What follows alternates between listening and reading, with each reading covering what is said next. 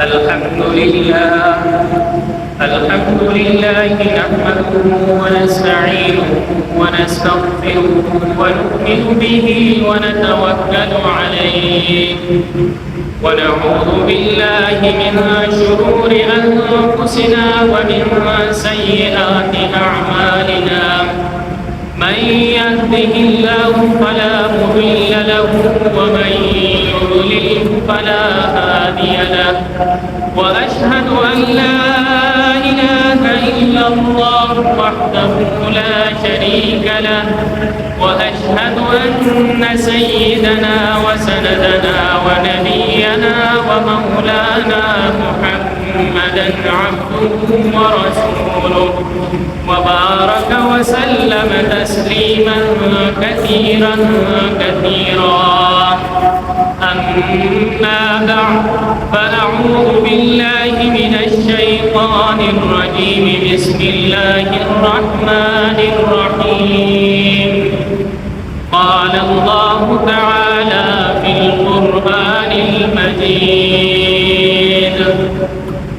قل إن كنتم تحبون الله فاتبعوني يحببكم الله وقال الله تعالى في مقام آخر فقلت استغفروا ربكم إنه كان غفارا يرسل السماء عليكم مدرارا ويمددكم بأموال وبنين ويجعل لكم جنات ويجعل لكم أنهارا وقال النبي صلى الله عليه وسلم من أحيا سنتي فقد أحبني ومن أحبني كان معي في الجنة وقال النبي صلى الله عليه وسلم طوبى لمن وجد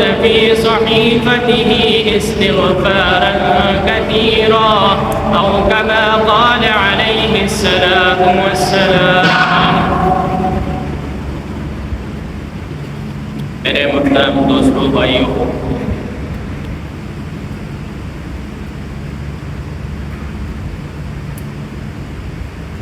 آج ہم نے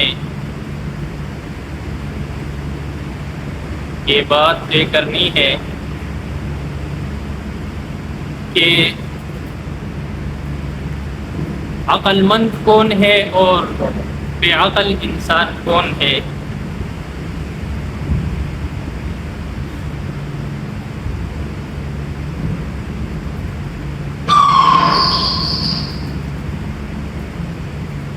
میرے بھائیوں،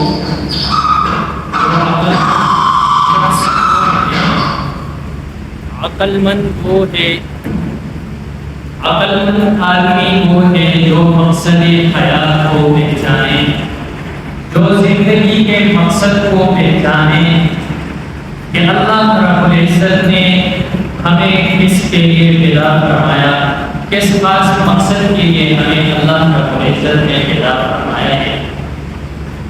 اب ویسے اگر ہم کسی کو کہیں کہ یہ بیوقوف ہے تو سامنے والے آدمی کو بڑا غصہ آ جاتا ہے کہ مجھے بیوقوف کا لڑائیاں شروع ہو جاتی ہیں. لیکن یہ ہے کہ عقل مند شخص کون ہے؟ عقل مند وہ ہے جو مقصد زندگی کو پہچانے، اور مقصد زندگی کیا ہے؟ وہ اللہ رب العزت کی رضا ہے کہ اللہ رب العزت راضی ہو تو وہ سب سے بڑی جو ہے کامیابی بھی ہے انسان کے لیے، دنیا میں بھی اور آخرت کے اندر بھی. اللہ رب العزت فرماتے ہیں کہ وَرِضْوَانٌ مِّنَ اللَّهِ أَكْبَرُ وَذَلِكَ هُوَ الْفَوْزُ الْعَظِيمُ، کہ اللہ رب العزت کی رضامندی سب سے بڑی نعمت ہے اور یہ سب سے بڑی کامیابی ہے. میرے محترم دوستوں، بزرگوں اور بھائیوں، ہم سب اللہ رب العزت کے محتاج ہیں. یا ایھا الناس انتم الفقراء الی اللہ واللہ هو الغنی الحمید، کہ اے لوگوں، اس میں سب کی طرف اللہ رب العزت اپنے خطاب کو متوجہ فرما رہے ہیں، چاہے وہ ہمارے وزیر اعظم ہو، چاہے وہ ہمارے چیف آرمی ہو، چاہے وہ ہمارا مفتی اعظم ہو، چاہے وہ ہمارے صوبے کا گورنر کیوں نہ ہو، چاہے ایک چھوٹے سے اسکول کے اندر یا ایک چھوٹے سے ادارے کے اندر وہ چوکیدار اور کلرک کیوں نہ ہو، سب کی طرف یہ مخاطب اللہ رب العزت کا یہ ارشاد جو ہے وہ خطاب فرما رہا ہے کہ یا ایھا الناس، اے لوگو، انتم الفقراء الی اللہ، تم سب کے سب اللہ کے محتاج ہو، واللہ هو الغنی الحمید، اور اللہ ہی سب سے بے نیاز ہے اور وہی حمد کے لائق ہے۔ تو میرے بزرگوں، دوستوں، بھائیوں، اللہ رب العزت بہت عظیم ذات ہے۔ جب وہ کسی کو نوازتا ہے تو پھر اس کی نوازشیں بھی لامحدود ہوتی ہے، لیکن جب کسی انسان کو وہ پکڑتا ہے تو ان کی پکڑ بھی بڑی سخت ہوتی ہے۔ ان بطش ربک لشدید انہ هو یبدئ ویعید وهو الغفور الودود۔ میرے بھائیوں، اللہ رب العزت جب انسان کو پکڑتا ہے تو ان کی پکڑ بڑی سخت ہوتی ہے۔ اللہ ہم سب کی حفاظت فرمائے، اللہ ہم سب سے راضی ہو۔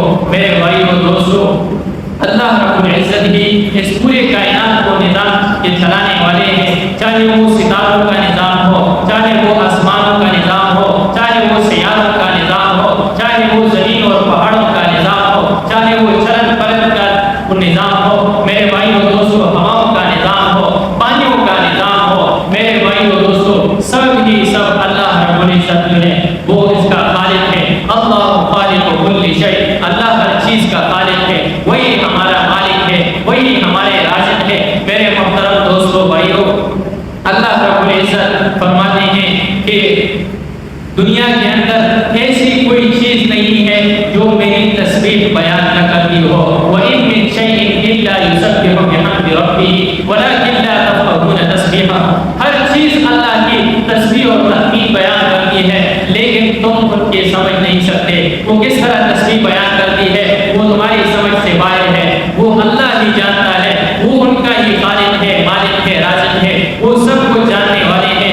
میرے بھائیوں، دوستوں، اللہ رب العزت فرما رہے ہیں کہ انسان، میں نے اتنا سب کچھ پورا نظام تمہارے لیے پیدا فرمایا، آخر تجھے کس کے لیے پیدا فرمایا؟ اور آخر میں ہم اور آپ سے گلہ شکوہ بھی فرما رہے ہیں، یا ایھا الناس ما غرک بربک الکریم، اے انسان، کس چیز نے تجھے اپنے کریم رب سے دھوکے میں ڈالا ہوا ہے؟ الذی خلق، وہ ذات جس نے تمہیں پیدا فرمایا، فسواک، بڑے ترتیب سے آپ کو بنایا، فعدلک، اور اعتدال سے بنایا۔ میرے بھائیوں، دوستوں، بزرگوں، ہر چیز کو ہم دیکھیں، ناک کو دیکھیں، اس کی جگہ کو دیکھیں، کس مقام پر اللہ نے اس کو فٹ فرمایا ہے۔ اگر تھوڑی سی اس کو ادھر ادھر لے جاتے تو کتنا انسان برا لگتا ہے، لیکن اللہ ہی ہے جو انسان کو بہترین سانچے میں پیدا کرنے والے ہیں۔ لقد خلقنا الانسان فی احسن تقویم، کہ ہم نے بنی آدم اور انسان کو ہم نے بہترین سانچے کے اندر جو ہے ہم نے اس کو پیدا فرمایا ہے۔ لیکن کیوں پیدا فرمایا؟ اتنے ساری نوازشات بھی تمہارے لیے کیے، پورے دنیا کا نظام تمہارے خاطر چلایا، آخر تجھے کس مقصد کے لیے پیدا فرمایا وہ بھی سن لیجئے۔ قرآن میں اللہ رب العزت فرما رہے ہیں وَمَا خَلَقْتُ الْجِنَّ وَالْإِنسَ إِلَّا لِيَعْبُدُونَ، کہ میں نے انسان اور جنات کو صرف اور صرف اپنے عبادت کے لیے پیدا فرمایا ہے۔ تو میرے دوستوں، بھائیوں، بزرگوں، ہماری کامیابی بھی اسی میں ہے، کامیابی بھی اسی میں ہے کہ ہم اللہ رب العزت کو راضی کریں اور حضور صلی اللہ علیہ وسلم کے بہترین طریقوں پر عمل کریں۔ اسی میں ہماری دنیا کی بھی کامیابی ہے، اسی میں ہماری آخرت کی بھی کامیابی ہے۔ رسول اللہ صلی اللہ علیہ وسلم فرماتے ہیں کہ رسول اللہ صلی اللہ علیہ وسلم کی روایت ہے، آپ فرماتے ہیں من احیا سنتی فقد احبنی، جس نے میرے سنت کو زندہ کیا، کیا مطلب؟ جس نے میرے سنت پر عمل کیا، فقد احبنی، اس نے مجھ سے محبت کی۔ پھر آگے نتیجہ دیکھو، جب اس نے مجھ سے محبت کی تو کیا ہوگا؟ فقد احبنی کان معی فی الجنہ، پھر وہ میرے ساتھ جنت میں جو ہے وہ ایک ساتھ ہوگا۔ تو میرے بھائیوں، یہ ایک سنت پر کتنی بڑی بشارت ہے۔ آپ سوچیں، ہمارے صبح سے لے کر شام تک کتنے ہم باتیں کرتے ہیں، کتنے لوگوں سے ہم ملاقاتیں کرتے ہیں، کتنے ہم کام کرتے ہیں، کسی نہ کسی شعبے میں، کسی نہ کسی وقت ہم کسی نہ کسی چیز میں لگے ہوئے ہوتے ہیں۔ ان سب کو میرے دوستوں، بھائیوں، سب کے بارے میں حضور صلی اللہ علیہ وسلم والے سے جو ہے خندہ پیشانی سے ملنا ہے، لوگوں کے ساتھ لوگوں کو کیسے ڈیل کرنا ہے، تجار ہے تو تجار کو کیسی تجارت کرنی ہے، کس طریقے سے لوگوں کے ساتھ بات چیت کرنی ہے۔ اسی طرح میرے دوستوں کوئی آفیسر ہے اس کو بھی وہ تعلیمات دیے ہوئے ہیں کہ وہ کس طریقے سے ڈیوٹی کو سر انجام دے۔ اسی طرح کوئی مدرس ہے مدرسے کا، اسکول کالج کا، اس کو بھی بتایا ہوا ہے کہ آپ نے بچوں کی تربیت کس انداز میں کی کرنی ہے، آپ نے کس طرح ایک ادارے کو چلانا ہے۔ تو میرے بھائیوں دوستوں بزرگوں سب کا طریقہ ہمیں اسلام نے بتایا ہوا ہے، لیکن اگر کمی ہے تو ہمارے اندر ہے کہ ہماری اس کی طرف توجہ نہیں ہے۔ تو میرے بھائیوں آپ سب سے ہم یہی گزارش کریں گے کہ پیارے نبی صلی اللہ علیہ وسلم کے مبارک طریقوں کو اپنائیں، اسی کو اپنے زندگی میں لائیں تاکہ ہماری دنیا بھی سنور جائے اور آخرت بھی سنور جائے۔ میرے بھائیوں دوستوں میں آپ کو رسول اللہ صلی اللہ علیہ وسلم کے ساتھ محبت کا کیا نتیجہ ہوتا ہے قرآن میں اللہ رب العزت فرماتے ہیں قل اے نبی جی کہہ دیجیے ان سے ان کنتم تحبون اللہ، اگر تم اللہ سے محبت چاہتے ہو تو فاتبعونی یحببکم اللہ، مجھ سے محبت کرو، میری اتباع کرو، میری تابعداری کرو تو اللہ رب العزت تم سے محبت فرمائیں گے۔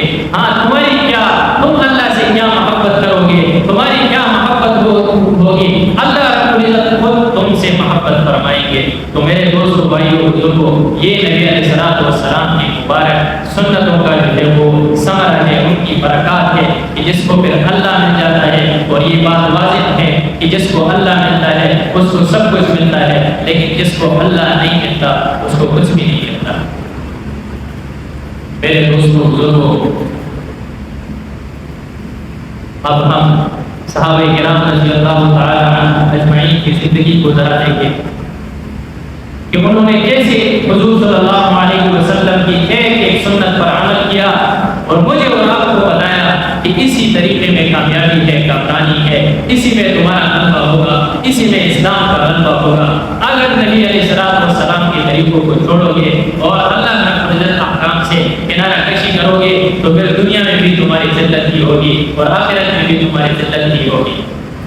تو میرے بھائیو دوستو حضرت عمر رضی اللہ تعالی عنہ جب زندگی کے آخری ایام میں تھے تو ایک نوجوان ان کے پاس عیادت کے لیے آئے۔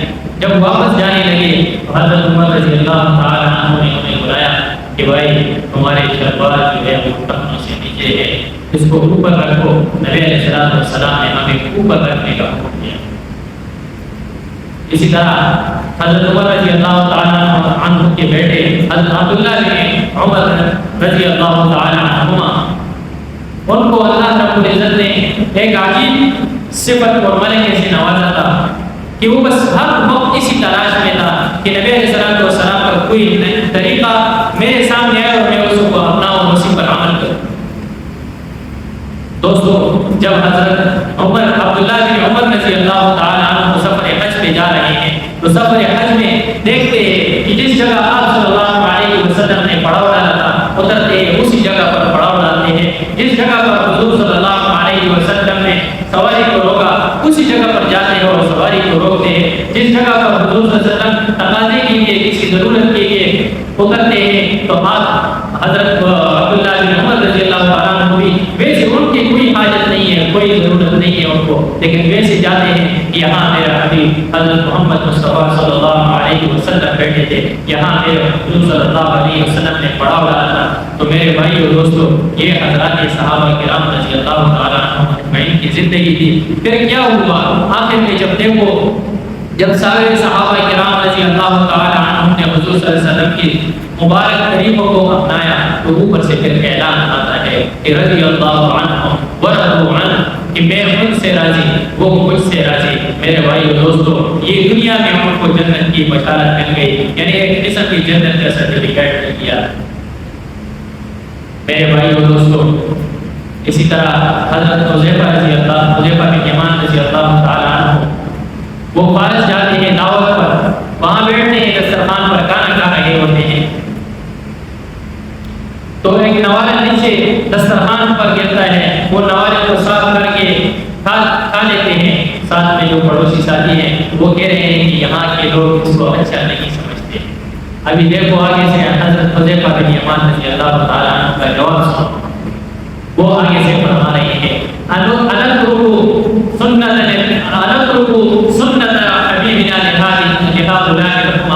کہ میں ان احمق اور بیوقوف لوگوں کی وجہ سے اپنے پیارے حبیب محمد صلی اللہ علیہ وسلم کا طریقہ چھوڑوں. آج میں اور آپ دیکھیں ہمیں شرم محسوس ہوتی. میرے بھائیوں، دین اتباع سنت اور اللہ رب العزت کے احکام کا نام ہے، دین خواہشات کا نام نہیں ہے. میرے بھائیوں دوستو، اگر آپ اور ہم لوگوں کی طرف کیوں دیکھیں کہ یار یہ چیز لوگوں کے معیار پر پورا اترتی ہے یا نہیں، لوگ اس کو اچھا سمجھتے ہیں یا نہیں، ہم اور آپ کو تو اللہ کو، ہم اور آپ نے تو اللہ کو دیکھنا ہے، حضور پاک صلی اللہ علیہ وسلم کی طرف دیکھنا ہے کہ یہ طریقہ ان کے نزدیک کیسا ہے. اس طریقوں کو اپنانے سے میں ان کے نظروں میں اور ان کے نگاہوں میں کیسا لگتا ہوں. تو میرے بھائی اور دوستو، کہ جیسے ہم سنت پر عمل کرتے ہیں تو ہماری جو اوقات اور ہمارے درجات وہ اللہ اور اس کے رسول صلی اللہ علیہ وسلم کے نگاہوں میں ان کے نزدیک وہ بلند سے بلند تر ہوتے جا رہے ہوتے ہیں. لیکن جب ہم سنت کو نہیں دیکھتے، ان کی طرف دھیان نہیں کرتے، خیال نہیں کرتے، تو وہی پھر ہماری زندگی جو ہے اس سے گزر ہو جاتی ہے اور طرح طرح کی پریشانیاں ہمارے اوپر آ جاتی ہیں. تو میرے محترم دوستو بھائیوں، ہر حال میں اور ہر وقت میں جب ہم بات بھی کریں تو دوسرے سے خندق پیشانی کے ساتھ بات کریں. یہ بھی دوسرے مسلمان کا حق ہے، ان کے ساتھ گل مل کر ہم رہیں، ان کے ساتھ اچھے طریقے سے ہم اس کو ہینڈل کریں. جو بھی طریقہ ہو اس کے ساتھ ہم بیٹھے بہترین انداز میں اس کے ساتھ ہم بات چیت کریں. یہی ہمیں اسلام سکھاتا ہے، یہی ہمیں حضور صلی اللہ علیہ وسلم نے بتایا ہے کہ لوگوں کے ساتھ کیسی زندگی گزارنی ہے. اب ہمارے استاد محترم ہمیں دارالعلوم کراچی میں وہ فرمایا کرتے تھے کہ خاندان جو ہے، گھر جو ہے وہ اصولوں اور ضابطوں سے نہیں چلتا. وہ اگر گھر صرف اور صرف چلتا ہے تو وہ محبتوں سے چلتا ہے. اب ہم دیکھیں ہم کتنا جو ہے وہ لاپرواہی کے ساتھ زندگی گزار رہے ہیں. آج کل اکثر مسائل جو ہے لوگوں کے اگر ہمارے نظروں کے سامنے سے گزر رہے ہیں تو وہ طلاق کے مسائل ہوتے ہیں یا بیوی کے مسائل ہوتے ہیں. کیونکہ ہم نے وہ جو طریقہ کار اور جو سنتیں ہمیں حضور صلی اللہ علیہ وسلم نے بتایا تھا، ہم نے ان کو ترک کر دیا. اب یہ حدیث یاد ہے کہ آپ کے جان ولی نفس کا علیہ کا حق ولی زوجت کا علیہ کا حق، کہ آپ کے اپنی جان کا آپ کے اوپر حق ہے، آپ کی بیوی کا آپ کے اوپر حق ہے، اسی طرح آپ کی آنکھوں کا آپ کے اوپر حق ہے. تو میرے بھائی اور دوستو، آج ہم دیکھیں ہم کتنے حقوق پر عمل کرتے ہیں، کتنے حقوق کو ہم نے اپنایا ہوا ہے اور کس کس کا حق ہم ادا کر رہے ہیں. تو میرے دوستو، ابھی روایت بیان ہے کہ اپنے اہلیہ محترمہ کی منہ میں نوالا دینا صدقہ ہے. صدقہ جتنے ثواب ملتا ہے اپنی بیوی کے منہ میں لقمہ ڈالیں. ہمارے ایک دوست تھے، وہ ہمیں ایک واقعہ بتا رہے تھے. ہر چیز بڑا پریشان تھا تو ہمارا دوست نے کچھ مزاح کر اس نے کہا لگتا ایسا ہے کہ تجھے بیوی کے ساتھ لڑ کر آیا. تو اس نے کہا تجھے کیسے پتہ چلا؟ وہ واقعی میں وہ بیوی سے لڑ کر آیا. تو اس نے کہا یار پریشان ہونے کی ضرورت نہیں ہے، میں آپ کو ایک طریقہ بتاتا ہوں، اسی کو اپناؤ، انشاءاللہ پوری زندگی مزے کرو. اس نے کہا کیسے؟ کہا جیسے آپ گھر میں جائیں کچھ بھی نہیں کہنا، بس بیوی کو بتاؤ کھانا لے آؤ. دسترخوان پر جب آپ بیٹھیں گے تو کھانا خود جو ہے اس کو وہ نوالا لے کر بیوی کے منہ میں ڈالو، تو پھر آگے دیکھنا کہ کیا ہوتا ہے. تو اس نے یہ عمل کیوں نہیں کیا؟ تو وہ مولی صاحب سے کے پاس آیا کہ مولانا صاحب آپ نے تو آج ہماری پوری جو وہ کی بات ہے، جب یہاں بیوی ہوتی ہے تو یہ پورا خاندان کا بات بنتا ہے، نسل کی نسل چل رہے ہوتے ہیں. کہا کہ آپ نے آج پورے ہمارے خاندان کو جو ہے وہ چھوڑ دی. اور بیوی نے بھی پوچھا کہ آپ کو یہ طریقہ کس نے سکھایا؟ آج سے پہلے تو آپ بس جب بھی آتے تھے کہ میں کچھ بات کرتا تو 10 باتیں آپ آگے سناتے. تو میرے بھائیو، یہ چیزیں عمل میں لانے کی ہے. اس کو اسی لیے تو نبی علیہ السلام نے بیان فرمایا ہے تاکہ تمہاری دنیا کی زندگی بھی اچھی گزرے اور آخرت کے اندر جو تمہارے لیے اللہ رب العزت نے باغات بنائے ہیں، مختلف انعامات اور مختلف اشیاء تمہارے لیے بنائے ہوئے ہیں، وہ آپ کو آسانی کے ساتھ مل جائیں. میرے بھائیو دوستو، بات لمبی ہو رہی ہے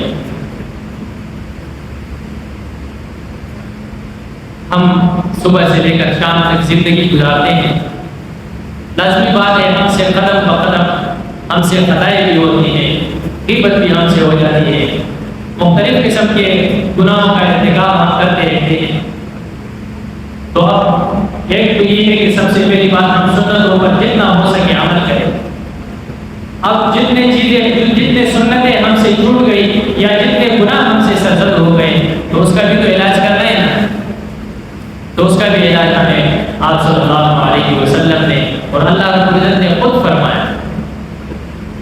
وہ علاج میں آپ کو بتا رہا ہوں، آج سے اس کو اپنے زندگی میں لانے کی کوشش کریں۔ وہ علاج کیا ہے؟ میرا اللہ فرما رہے ہیں کہ فَقُلْتُ اسْتَغْفِرُوا رَبَّكُمْ إِنَّهُ كَانَ غَفَّارًا يُرْسِلِ السَّمَاءَ عَلَيْكُمْ مِدْرَارًا وَيُمْدِدْكُمْ بِأَمْوَالٍ وَبَنِينَ وَيَجْعَلْ لَكُمْ جَنَّاتٍ وَيَجْعَلْ لَكُمْ أَنْهَارًا۔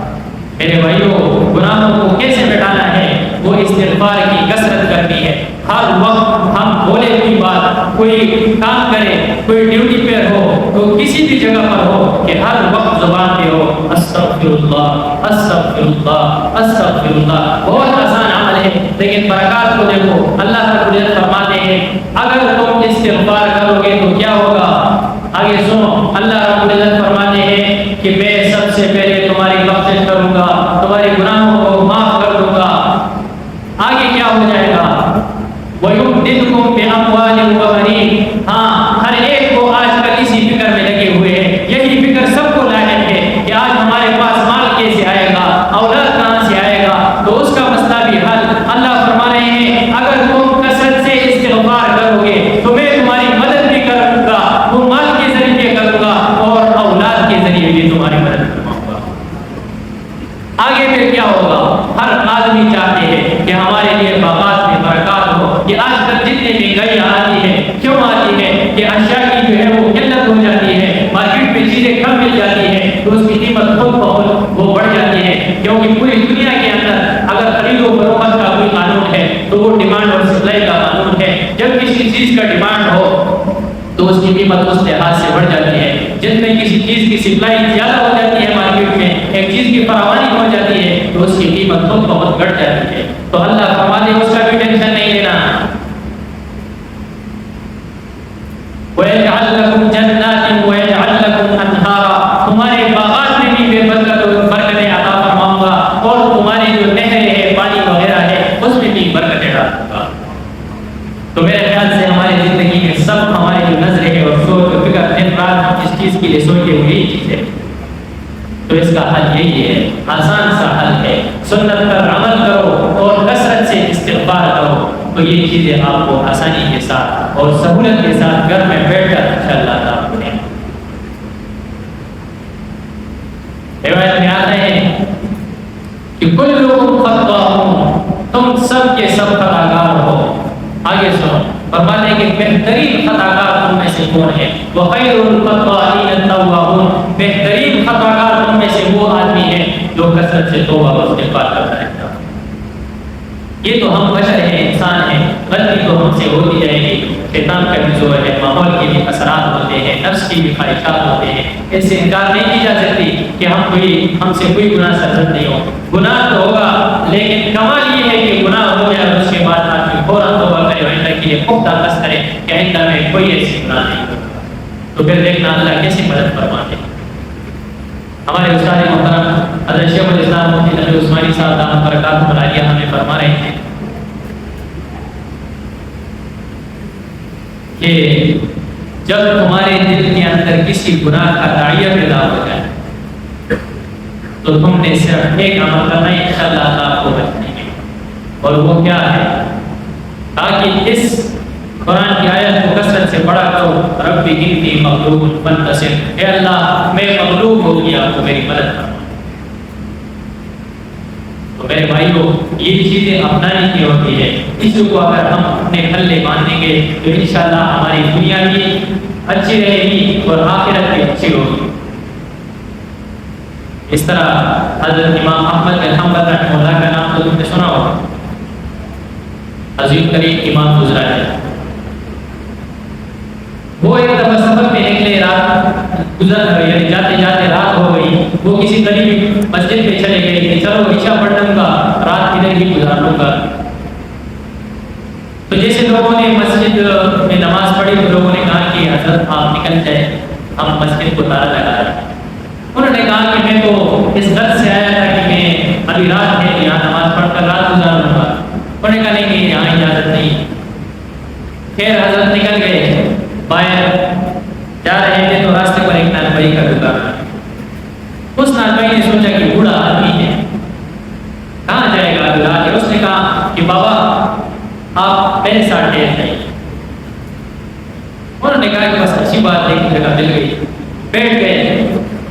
اب دیکھتے ہیں کہ وہ نانبائی جب وہ روٹی بناتا ہے، وہ تنور پہ اس کو مارتا ہے تو ہر وقت اس کی زبان پر ایک ہی بات ہے، وہ یہی ہے کہ استغفر اللہ استغفر اللہ، اٹھتا ہے بیٹھتا ہے استغفر اللہ۔ امام احمد بن حنبل رحمہ اللہ کو بھی ایک حیرانی ہو گئی کہ یار یہ تو عجیب آدمی ہے کہ جو بھی کام کرتا ہے بس منہ پر اس کا ایک ہی بس کلمہ جاری ہے کہ استغفر اللہ استغفر اللہ۔ امام احمد بن حنبل رحمہ اللہ نے ان سے پوچھا کہ بھائی آپ اتنے زیادہ استغفار کرتے ہیں، آپ نے اس کے کیا برکات اور ثمرات محسوس کیے؟ وہ آگے سے کہنے لگے کہ حضرت آج تک میں نے جتنے دعائیں مانگی اللہ نے میری ہر دعا کو قبول فرمایا، لیکن ایک دعا ایسی ہے کہ وہ آج تک قبول نہیں ہوئی۔ انہوں نے کہا وہ کیسی دعا ہے؟ کہا میں نے سنا ہے کہ یہاں ایک بہت بڑے اللہ کے ولی ہے، احمد بن حنبل اس کا نام ہے، میں اس کا زیارت کرنا چاہتا ہوں، لیکن یہ دعا جو ہے میری اب تک قبول نہیں ہوئی۔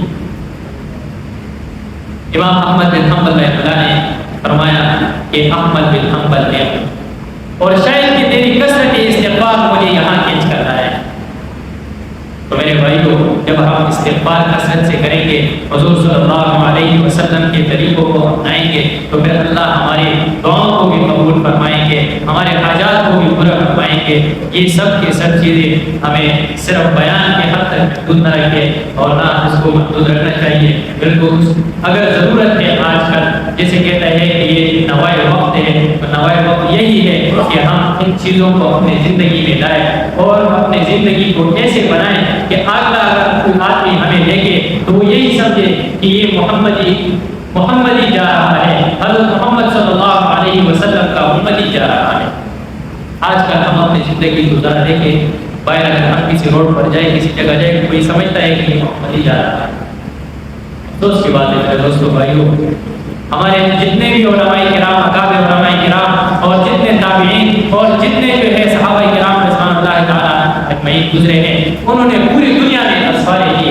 یہ ممکن ہی نہیں تھا کہ ان کو ہر جگہ کی زبان اور ہر جگہ کے حالات سے وہ واقف ہو، لیکن وہ جس بستی میں جاتے تھے اپنے کردار اور اعمال اور اقوال سے لوگوں کو بتاتے تھے کہ یہ محمدی جا رہا ہے، یہ حضرت مصطفیٰ صلی اللہ علیہ وسلم کا امتی جا رہا ہے۔ اس سے لوگ متاثر ہوتے تھے اور جو لوگ اسلام میں داخل ہوتے تھے کہ کتنا پیارا دین ہے، ان کے خوبیوں کو دیکھو، ان کے جو ہے باتوں کو دیکھو، ان کے اخلاق کو دیکھو کہ کتنا پیارے لوگ ہیں، ان کا جو ہے وہ پیغمبر کیسا ہوگا اور ان کا اللہ کیسا ہوگا۔ تو میرے بھائی اور دوستوں، ان چیزوں کو اپنانے کی ضرورت ہے۔ وقت میرے خیال سے پورا ہو گیا ہے،